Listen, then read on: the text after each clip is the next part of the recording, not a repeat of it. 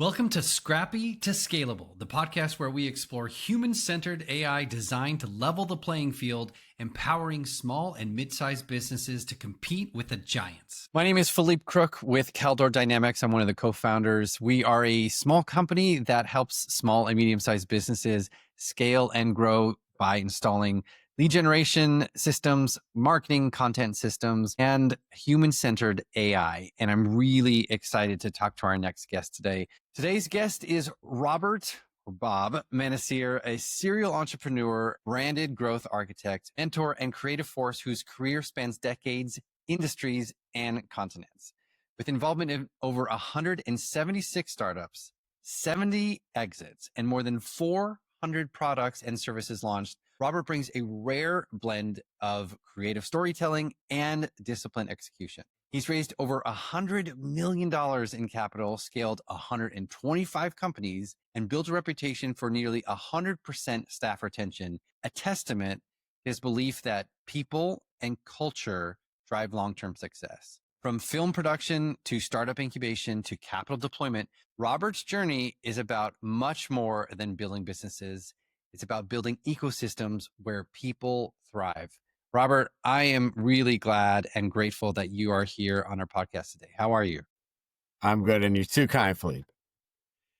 Too kind. We're really excited to chat with you today because this is going to be, I think, a really interesting conversation. Your career is really diverse, super interesting, and really accomplished. So I want to jump right in and ask you, because you've built so many businesses across so many different industries and continents, what first drew you to be an entrepreneur? Necessity. I needed to make a living so I can pay for college. So it was pure necessity. And I knew I wasn't going to ever make enough money at kind of I'll put it in quotes, a regular job. It was necessity, a belief that I could do this early on. Some of the naive things that all of us as early founders, we want to be rich, we want to be in power, we don't want to answer to anybody. All that stuff goes out the window the first day somebody pays you, because then you're answering to everybody, your staff, your clients, sometimes your staff's parents when you're a certain age. So, and I loved it. And that's what kept me here. It's servant leadership. It's building cultures and teams. That's my real passion. Yeah, one of the things I found really interesting about you and your businesses is how you put the people at the center. You say people at the core, and you've said the foundation of any successful business is the people. So how do you identify whether a team has what it takes to really scale? So after doing it wrong for a number of years, I finally figured out a system where you'd only let the right people in after testing, right? Because there's a fit, and people are the core because everything happens person to person. I don't care about the technology. At the end of the day, business is happening person to person. There's a person on the other end. And in a company, you're dealing with people to motivate them, to get them to do something above and beyond what they could do individually, right? That's the essence of a team and an organization. They can do more than the individual. We identify kind of philosophy and personality fit way before we do skills, because we can train skills. So I look for what drives the person, and does that drive and self-motivation and accountability. I always look for accountability. Like, everybody in my company is really honest when they make mistakes, and we hold ourselves to a much higher accountability than we hold other people. And I look for that. Can you expand a little bit more about the philosophy? Like, I think that a lot of entrepreneurs have a very, very different mindset than a typical employee. So when you're employing somebody, how do you gauge their mindset? What are the things that you're looking for? So let's go back to we're all humans. So there's a million aspects that we're all the same, right? There's a few nuances that make somebody an entrepreneur and somebody staff, or somebody a leader and somebody staff. But as humans, we all want to be seen and heard. We also want to be valued. You need to bring that through your culture from the very beginning. That doesn't mean that they get a pass. No one gets a pass in my company. We are all held to the same standards, but it's that kind of self-drive, the love of learning. You know, our mantra through all my companies is we don't have to be right. We have to get it right. That creates, if people don't even understand that, they're not going to come in the organization. It's that easy. Like, if you want to be right, you shouldn't be here, because we'll destroy you with just arguments, because, we like to argue. We like to points of view. We like to have those brainstorm sessions. And the difference is you have to back it up. It's not an opinion. And that's what we do with a lot of our clients. A lot, especially early stage entrepreneurs. I think I know, right? I know what the market's going to accept. Here's the reality of business. What you know or say doesn't matter. The market's always right. And if you don't get the market to accept what you're doing, you're going to have a failed business. So it's not what you know, it's what the market accepts. And you have to figure out how to align with your target market. How do you get to that point where you have an idea and you want to put it out there? What are the research tools? What are you doing in order to align with the market? Because I think that's a really, really good point you put there. So, aligning with the market is going to be the ultimate test of whether or not your business is going to succeed or not. well, it's aligning with the market or the customer segment in the market, right? So how do we do that? Listen, we have great tools now, right? AI, this beautiful computer. I'm old enough to remember to go sit in libraries and do research. Research is at my fingertips, but that's macro research. The biggest problem with any entrepreneur is you're going in with bias. You have to remove the bias. So we have a few things in our company. Like, we never try to validate what we think we're doing. We want to try to invalidate it. The problem with AI is everything's validated. You could put anything into AI and they will give you a validation on it. You want the opposite. You want to try to destroy it. Because if you can't destroy it, then you are closer to getting to market traction. So we start with macro, micro, and then comparative research, the basics, right? But then we go into market. We do a lot of secret shoppers. You got to learn how to actively listen and observe market. And it goes back to foundational human behavior. What are those customers' buying habits? How are they thinking, and what do they prioritize? So you can meet them where they are instead of trying to pull them toward you.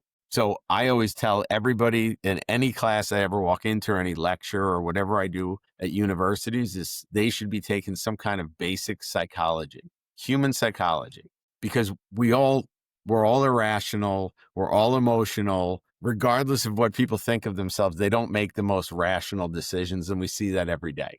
But if you can understand what's driving a certain target market, you can meet them where they're buying. And that's what you have to do with what they need, right? Or perceived need, depending on what you're selling. How much of that is, I mean, I'm sure all of that is baked into your actual marketing of whatever product you're selling or your services you're selling. You have the pain point, you try to offer the solution. Or the gain, right? Because some businesses have nothing to do with pain. It's an amplification of an experience. Pain's easier to sell because as humans, we remember pain, the negative, much longer. That's just a survival. But there's companies that are only in gain. Like, what pain is Disney solving at the park?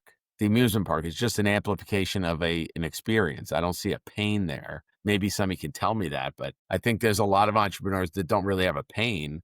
They're selling an improvement or a better experience. Which one do you think is more effective? Well, psychologically, pain is, right? Because we remember it. It's a deeper feeling. We can draw their emotions out if they've really felt the pain. That's why you see a lot of heart pull advertising that really talks about some emotional moment in your life, because that just gets you to remember and it kind of gets you in that vibe. Listen, there's some great companies just selling gains. Think of any sport, right? And any sport, are they selling a pain? They're selling entertainment. I don't think it's a pain, though. And they're some of the most valuable brands.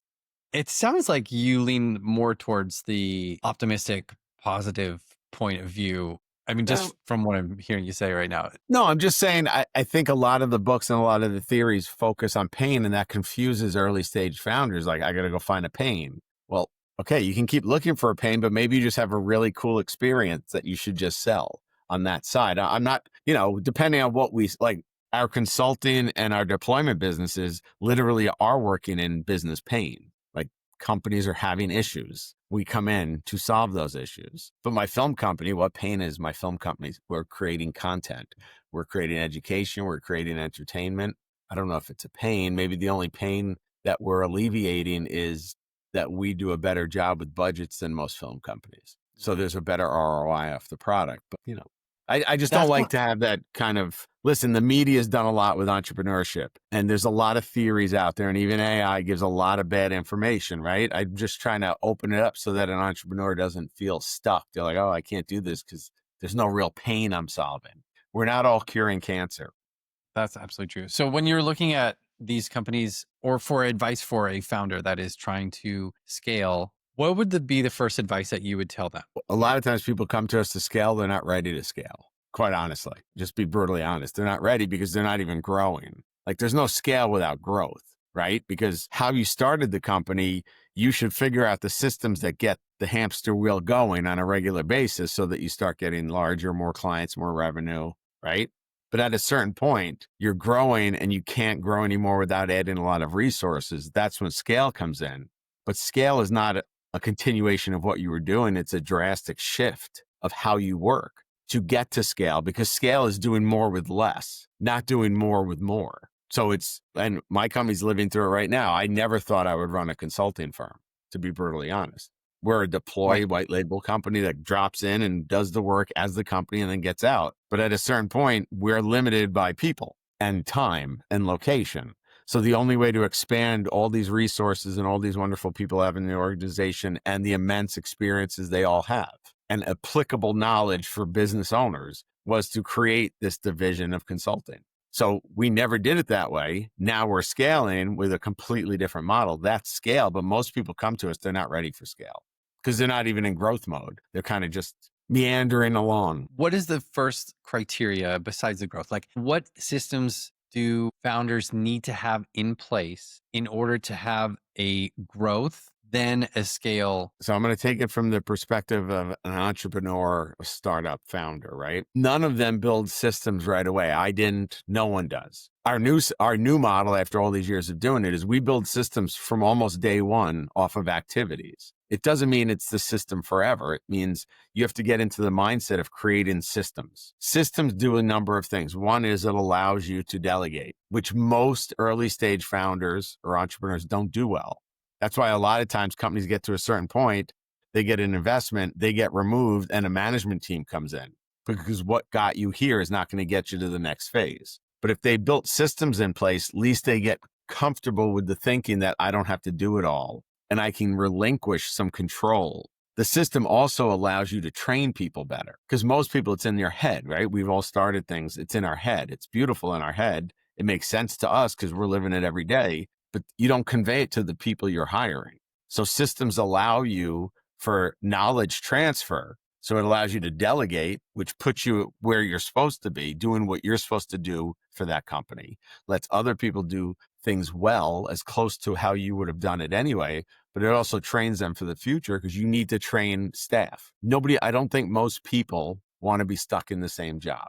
That's a generalization. Some do. But if you're running an entrepreneurial or small business, you need everybody all hands on deck wearing multiple hats. There's no way that somebody can just do one job. So do you think that a lot of the foundation that you're doing for entrepreneurs is a lot of mindset in terms of, okay, this is your baby, and we know that you have a lot of blood, sweat, and tears in this business, but you have to start thinking about your business different in order for it to really grow. But it's mindset to action because there's a lot of talking heads, right? There's a lot of people, there's a lot of things you can access that talk at you.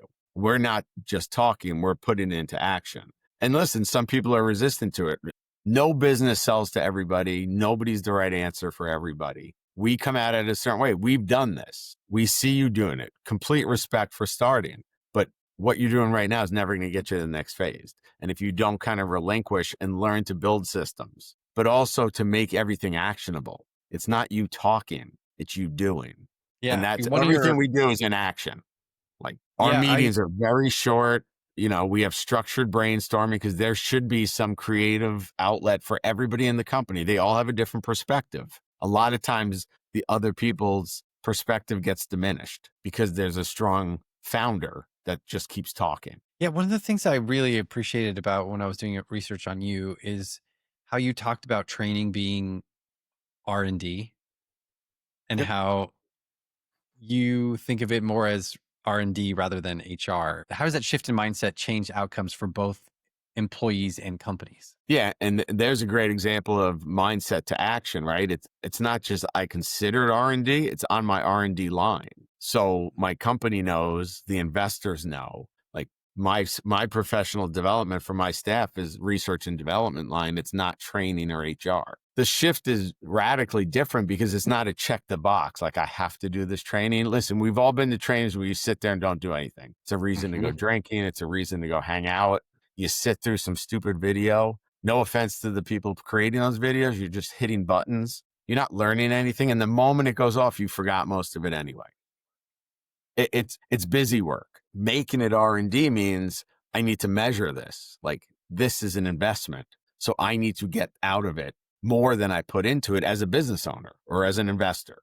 It's looking at it completely different. What is useful training? Listen, we all have the basic training that we all have to do just to get through bylaws or regulations. But I mean real training where your staff is developing to be better than what they were yesterday, and hopefully to replace you or take a meaningful position in your company.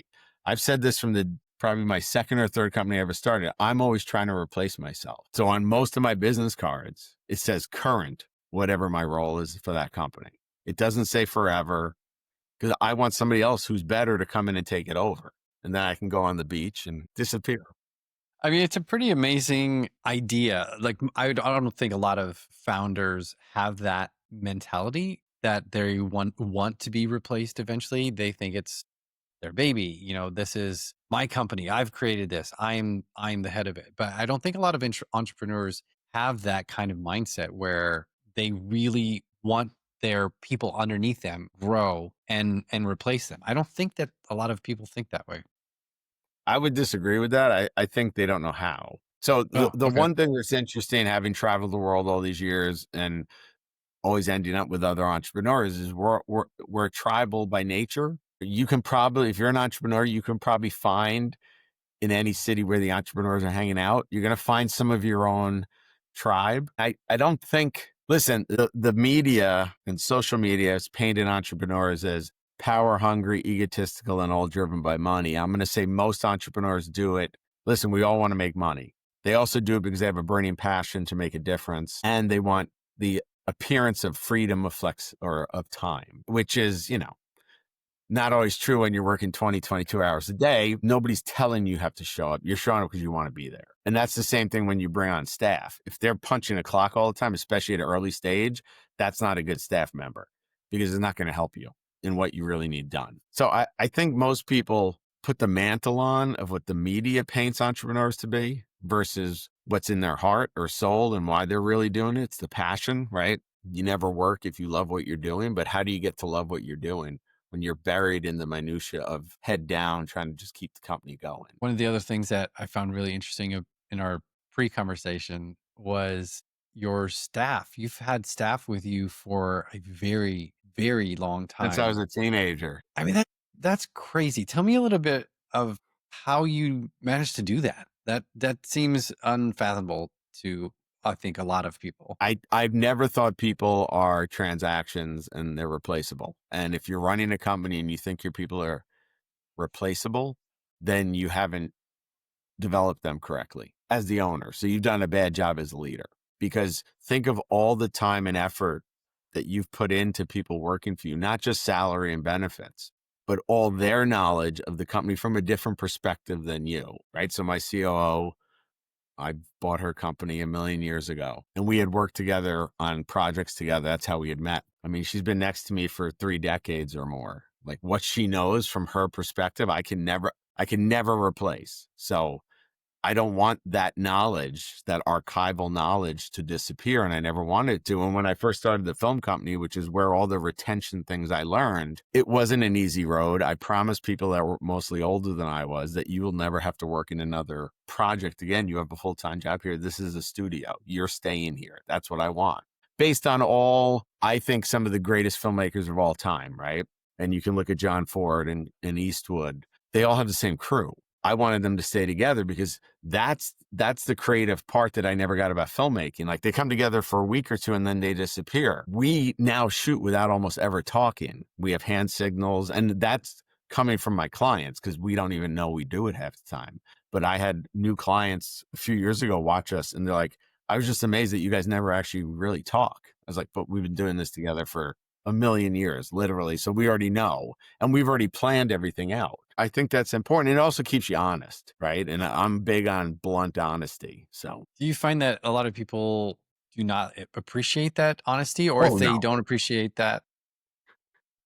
But you don't appeal to everybody. Your style you can't sell to everybody. You can't be friends with Right. everybody, right? We have people that hate the way we work. We've had clients say to us, I don't know if I didn't know who was in charge walking in this office, I have no idea who's in charge. Because sometimes it looks like a free for all at a high school cafeteria, right? But that's how we get the best out of all of us, because sometimes I'm not leading, sometimes I'm following.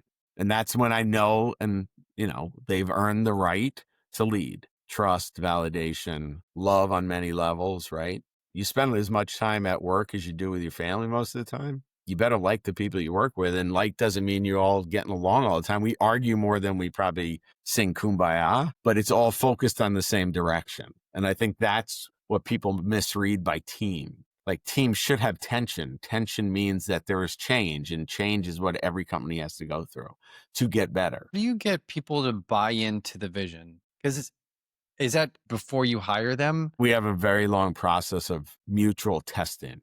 Like, I don't do even this last joint venture we did to form our new consulting division was a consulting company that we piloted projects together for 2 years, because I am huge at this point on fit. Like, you can be great at your job, but you don't get our culture, or vice versa, right? We're great at our job, but we don't get your culture. So we do a lot of fit stuff. We do a lot of experimenting to see how open they are, because in business, especially in what we do, you're dropping into another world, right? It's not your company. You're dropping into another company to try to figure out and get them all rowing in the same direction, or get the processes built so they can grow or exit at a higher multiple. Like, there's so it's very varied of what you have to do. So I need people who can think on their feet, who are always trying to be prepared. You can't always be prepared, but they do the best job. So we test all that in a lot of very uncomfortable situations. Yeah, the uncomfortable situations are when you're really going to see people's true colors.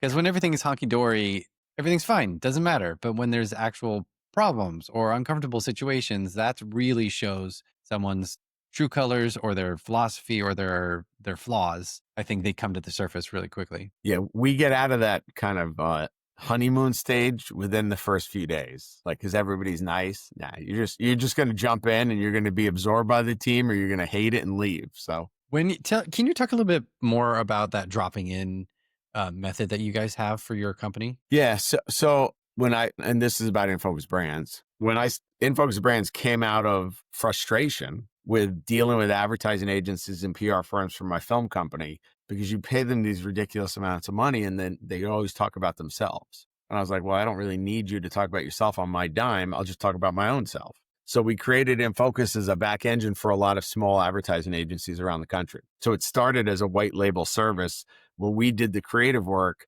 somebody else fronted for the client.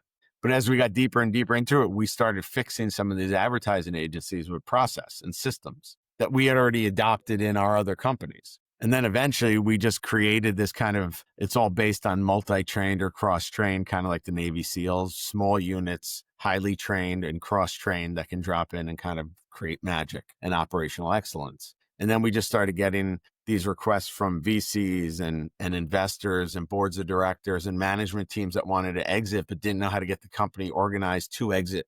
So we just started doing these kind of ad hoc drop-ins, and then we finally figured out a system. That's why everything's a learning experience. We built a system. It changed very quickly, but it was still based on a structure that we could manipulate. And that's what we try to do with all of our early stage entrepreneurs and businesses that are kind of winging it. And you can tell they're winging it because they're almost hamsters on a wheel all the time. They're rinse and repeating work, and they're doing all the work. Delegation and roles and responsibilities and identifying that early is a great way of just kind of starting to organize the playing field of your business. Can you go a little bit more in depth? So when you're dropping into a company, what's the first things that you look for? I assume you're going to probably say what systems are in place or what SOPs No, we've already done that. When we drop in, we're just, what I said before, observation, active listening. There's always a disconnect from what people say about their companies to what the company's really like, right? There's always a difference. So we're looking for that. We're looking for the disconnects, what research told us or what they told us in interviews versus our own assessment, right? So we're just looking for where the disconnects are so that we can figure out how to unify whatever needs to be done. sometimes that's building a whole new division for a company. And sometimes that's bringing departments together. And sometimes that is figuring out that you have no systems and we have to start all over. Let me just watch your process so that we can try to figure out a system that works for you. But a lot of times, most people don't have the same perspective of what the company does internal to the company. So there's a active communication focus, like getting everybody on the same page. And depending on, this does not have to be a very large company to experience this. We've been in companies as small as 6 or 7 people that if you talk to them individually, none of them had the same answer for any of the questions of what they did. Oh, I'm sure it's like a psychology experiment, I'm sure, or sociology experiment.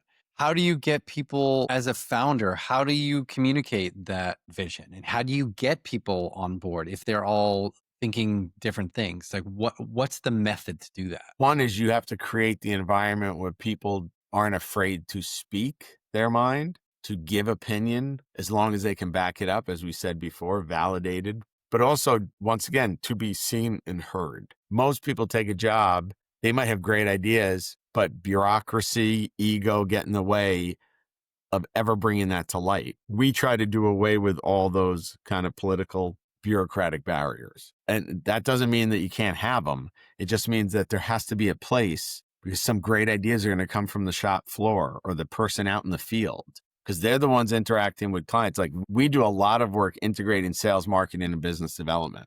Like, I still don't understand why they're separate, because they're all one army, and the intel has to be shared across the three, and it rarely does. Anybody listening to this can do this test. Talk to a salesperson in an organization and do it at big enough so you're not seen as some kind of spy, and then go try to talk to a marketing person in the same company. You're not even going to get the same vision of the company.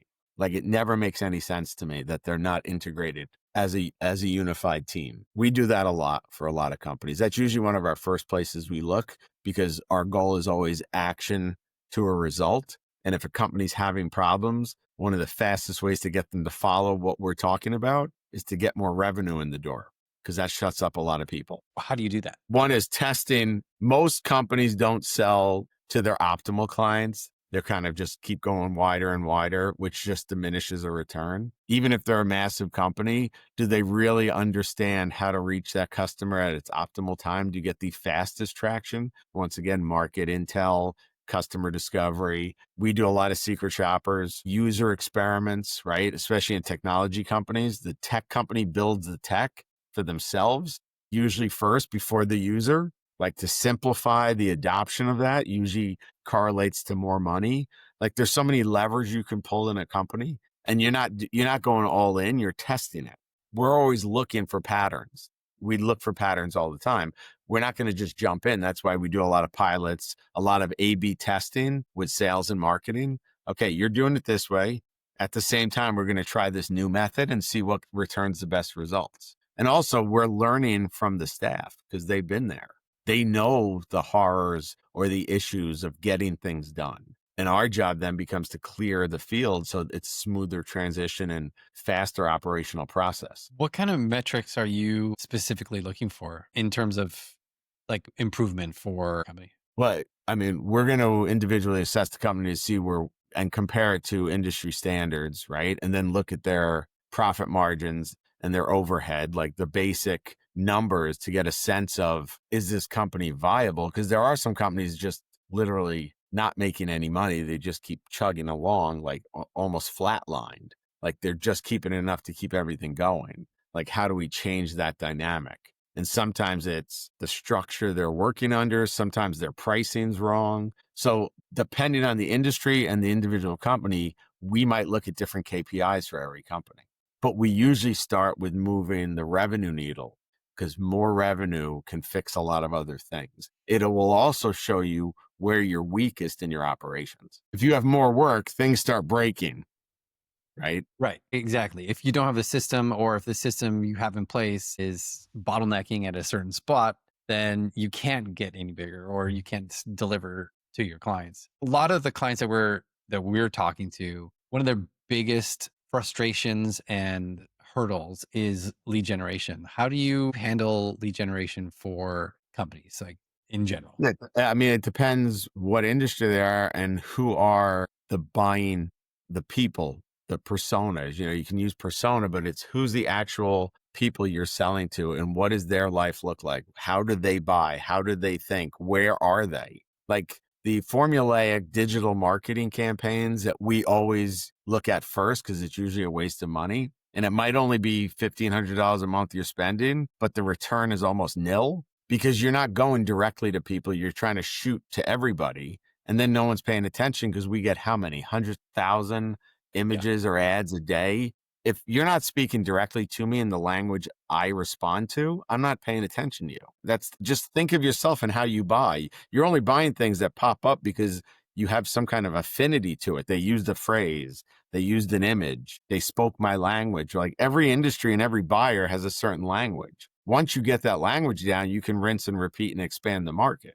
But if you're just using general cookie cutter AI talk, I mean, I don't think anybody listening here can't spot an AI ad. And I don't care how good the ad gets. There has to be a personality to it. Right. And AI is great. I love AI, but AI is great after you know who you're talking to in the right lingo. Then they can create scale. There's an easy scale, right? AI to scale, but you have to build the system. Going back to what we talked about earlier, go slow to go fast. Until you know the details, you shouldn't be using AI for that kind of delivery or execution. You should use AI for research. Yeah, we talk a lot about client avatars and getting really, really specific because I think that will combat a lot of the generic AI crap that it'll spit out. But if you have a very specific, very narrow client that you're trying to talk to, and you use that language in order to attract that client, then your marketing becomes way, way more effective. And that doesn't mean you can't have multiple of them, right? You have to, and that once again goes back to understanding your numbers, because most companies don't have a grasp. Most companies that we've run into all these years don't measure as much as they say they do. They don't know the detail. And we've found so many companies where their pricing is so off based on their overhead. Like it doesn't even make any sense. And a lot of times their answer is, well, that's what the market will accept. That's a stupid answer because if you're selling on price, I'm just going to take you out by lowering my price and then you'll be gone and then I have everybody. I mean, that makes no sense to me. Like, where's the value? Where's the benefit? Where's your value add to that customer? If you know that customer so well and the only reason they're buying is you because you're cheap enough, that's not a value.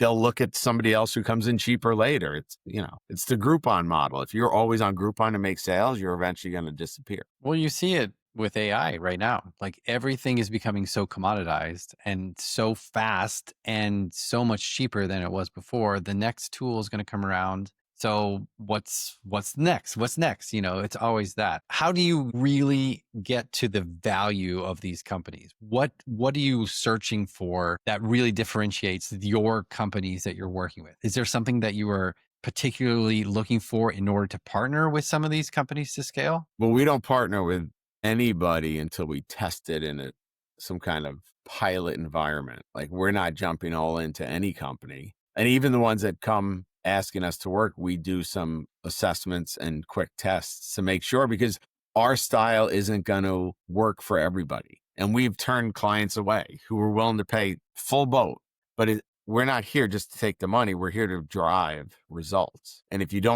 your culture and our culture doesn't mesh at some level, if we can't build a team rapport, we're never going to get anywhere. So it's not worth our time because we will find one that works. And when that works, the companies literally blow up. And we usually get, in most of our deals, we have incentives where if we reach certain numbers, we get more money because we're not just sitting there as an hourly or as a retainer. We're doing incentive based. So, so we have to look at it from both sides. Can you accept how we work? Can we fit in with whatever you've built so far enough so that we can make change? Because here's the other problem with most change agents. They come in, they bring a system that no one's actually bought into because they've been dictated to.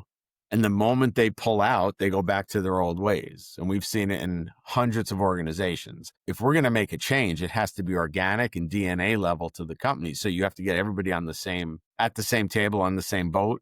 You have to get their voices in there so that you get some kind of unified stakeholder meat to it so that it lasts, because just spending money to make something change for a little amount of time is not going to help the company in the long run. if you go into these companies and there is that one person that like, I just don't buy it. Like, it's, do you replace them? Do you fire them or try to figure out what to do with them? So here's my bias, and here's after all these years of doing it, most people leave on their own accord because they know they can't keep up.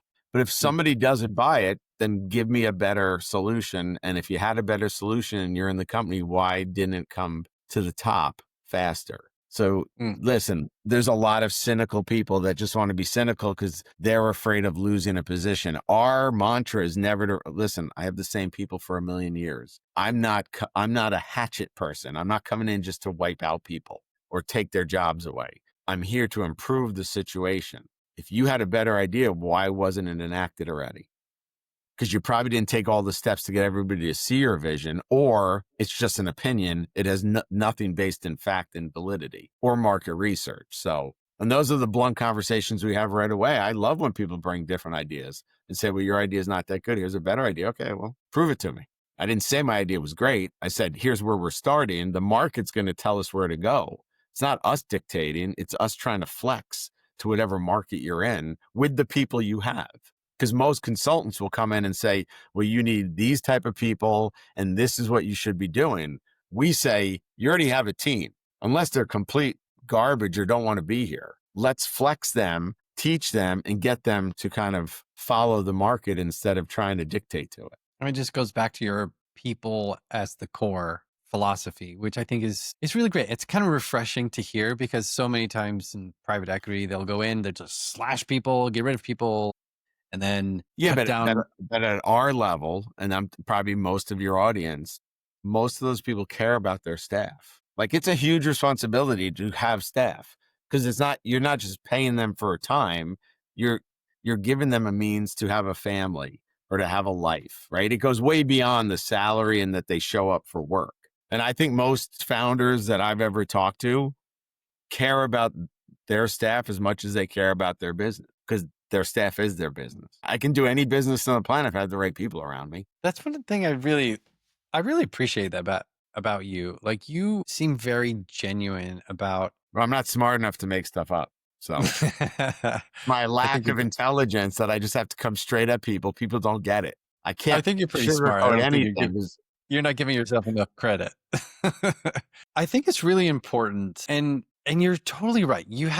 There is this pervasive image that is portrayed in the media of these business hungry people that just don't care about their staff and they just care about their bottom line.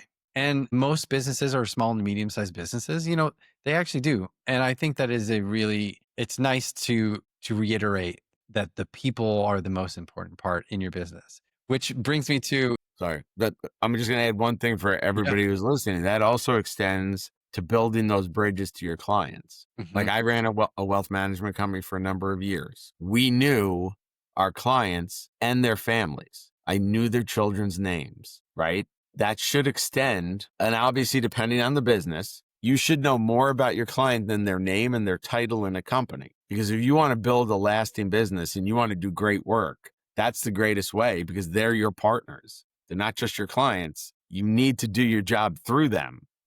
So, relationship building isn't just internal to the company. It's also external and it goes beyond just the work.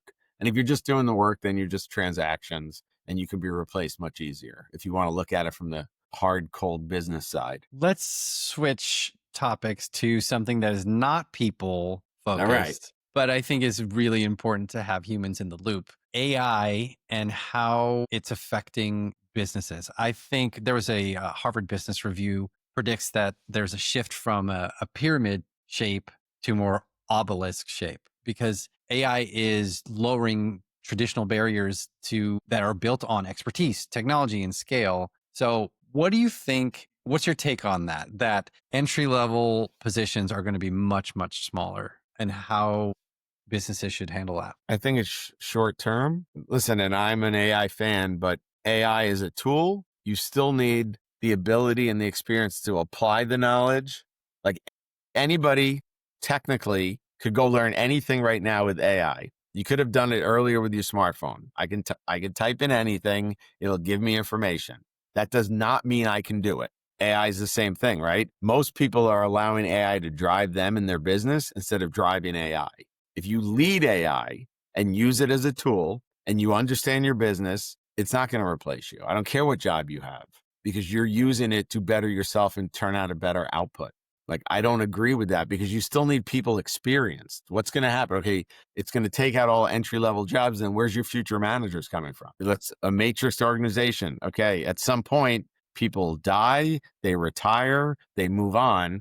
Who's taking their place? AI is going to answer everything. AI knows how to deal with humans on a human-to-human level. I don't see it, and if you've been around long enough, there's a lot of these going to end. Internet 25 years ago was going to end all advertising. All it did is add another line item to my advertising bill. Didn't replace all the other advertising, just added.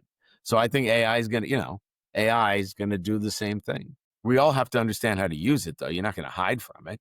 And that's the thing I do like about everybody in my organization. We embrace change all the time because that's life. We are not stuck in our ways at all. And that's one of the things we try to kind of embed in anybody we work with. Change is good. Change is good. It's tricky. I think this is going to be a massive, massive shift in how we work, how companies work, how systems are implemented because of AI. So what do you think the future looks like for building companies today? Well, let's just go back because I think part of your question was how AI is affecting business. Everyone's using it. Everything looks the same. Nobody believes anything. Like, we get calls and they're shocked a human picks up the phone because they're so used to like just being sold garbage and expecting it to be a scam, expecting it to be fake. So there is this kind of pendulum effect where you might be reaching a lot of people, but nobody believes what you're saying.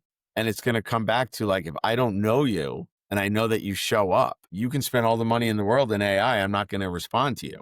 So at some point, it's going to become almost more localized or regional because then you can touch and feel again. That's what it seems like, because if you look at all the advertising metrics, they're all lower. You might be reaching more people. You might be getting better or higher vanity metrics. Are you getting more sales? Are you getting real pipeline? Or is it just a bot? Are you talking specifically like AI video generation and? Well, any kind of ad. I mean, I'm sorry, if you're using AI and you're not doing any editing of what it's turning out, anybody can look at what you're giving us and we all know it's AI. So how do I trust you as an expert if you needed AI to answer basic things? And AI is not going to tell you the nuance of your clients. They're going to pull from the internet. They're going to pull from sources that are not all factual information and give you a validation of whatever you told it to do. So I'm not just talking about video. I'm talking about almost any advertising. AI is great to build systems. I feel bad for all the people who went to school for years to be software developers. Most people now can just do their own. There's got to be, and I'm not versed enough in it, but there's got to be some massive security issues if everybody's building software through the same AI generators, because there's got to be a million security issues. Right. So, yeah, there's so many compliance issues that are not being addressed. It's going to, I think what's going to happen is a lot of these AI companies who are not thinking from a security standpoint, from a regulation standpoint, as soon as those regulations start to kick in, they're all going to go bye-bye, or they're going to be scrambling to get compliant, because that is going to be a huge shift. As more and more companies adopt AI, there's going to be regulations and restrictions. It's a Wild West, right? There's this mad rush, and then most of them will die off because they don't have any substance. I'm always going to rely on experience. Somebody that's already done it, that's walked the walk, I'm going to rely on way more than anything somebody else tells me, because they've lived it.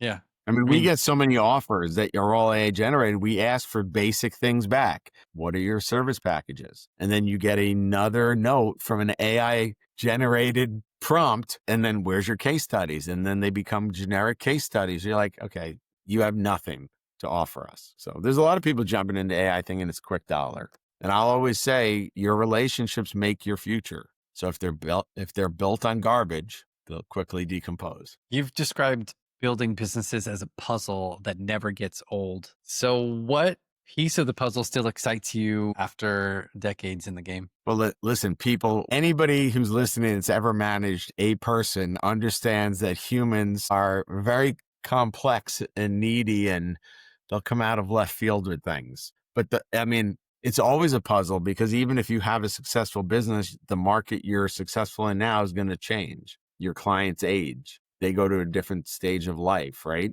So it's fascinating to try to always be in the mode of, I got to keep learning. I got to keep observing. I don't have to keep talking. I literally have to listen and watch and try to figure out how to make my company align with them again, because there's going to be disconnects. Yeah. I mean, that's the fascinating part. Like any sport, you can play a sport your whole life. It's never the same game. You change, the competitors change, right? Variables change. So, and at the end of the day, I love it because of the people around me. As I said before, I can do any business with the right people. If I have the wrong people around me, I won't do it. I probably won't do it because it'll be miserable. And Yeah.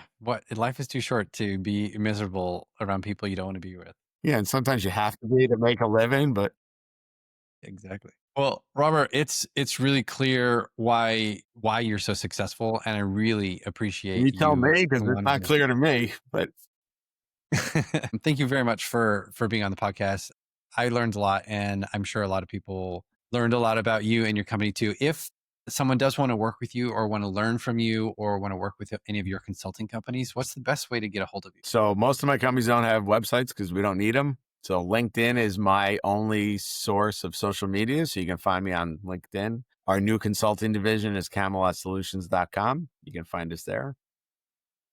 Not Great. that hard to find. There's only 2 of me on the whole planet with this name. Yeah, I don't have a lot of Philippe Crooks either. Well, you do Yeah. from our last conversation, but Oh, yeah. All the one there stealing all my photos. Well, Bob, thanks again for joining us on the podcast. I learned a lot, and I really appreciate it. thank you, Philippe. It was my pleasure. All right.